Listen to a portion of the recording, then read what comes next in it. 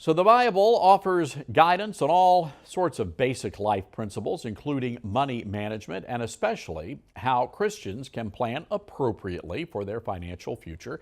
There's a new book out that offers financial guidance straight from the good book and relates to today's modern economy. Here to discuss the book, by the way, called Multiply, what the Bible teaches about savings, investing, and planning.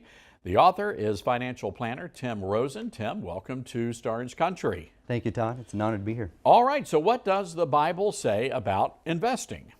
Well, there's over 2,300 verses related to the topics of money, riches, and possessions. So I think we overlook most of them. And so I'm hoping to encourage folks and to challenge their personal beliefs about money, investing, and planning for the future. So let's talk about investing for the future. Is that a good thing for Christians to do, and is that a biblical principle? Yes and yes. And the end of the day, we actually do what we believe. We don't necessarily do what we know. We do what we believe. And so the Bible teaches that it's wise not only for us to labor, but it's also wise for us to plan for a known future need. Now, a big challenge for a lot of people of faith, they don't want to invest in companies that might be doing things that are contrary to their religious beliefs.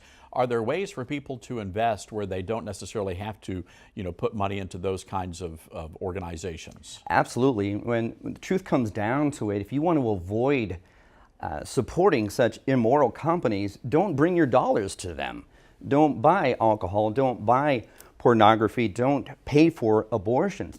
When you have mutual funds, index funds, you may have a share, you may have a partial share of a company, but it's sold on a secondary market. If someone bought your book from eBay, it doesn't support you.